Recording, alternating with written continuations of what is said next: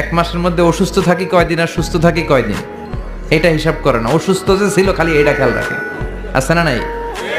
তার মানে ইন্না মাআল উসরি ইউসরা, দুঃখের পরে আছে সুখ, মোটিভেশন।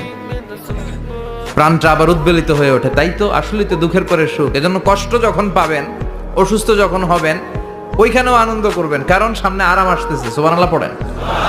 মুমিনের হারাবার কিছু নাই, দুঃখ পাওয়ার কিছু নাই। মুমিন অসুস্থ হলে অসুস্থতার মাধ্যমে, তার রোগের মাধ্যমে তার গুনাহ ঝরে যায়, সে আল্লাহর কাছে প্রিয় হয়ে ওঠে। তা আমাদেরকে কেউ হারাইতে পারে? কথা বলেন, আমাদের কেউ ভয় দেখাইতে পারে?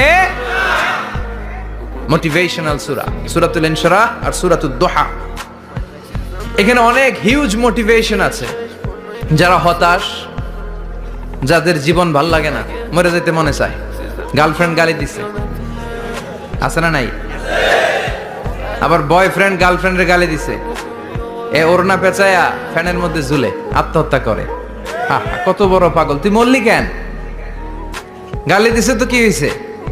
হ্যাঁ, বুঝতে চায় না, হতাশ হয়ে যায়। আর বয়স কম তো, ইচড়ে পাকা, অল্পতে কাবু হয়ে যায়। এই সূরাগুলো পড়ে না। এখানে আশার বাণী আছে।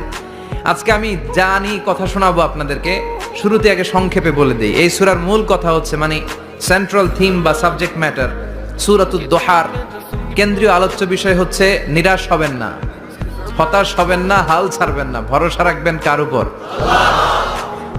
মুমিনরা নিরাশ হয়, হতাশ হয়, হাল ছাড়ে?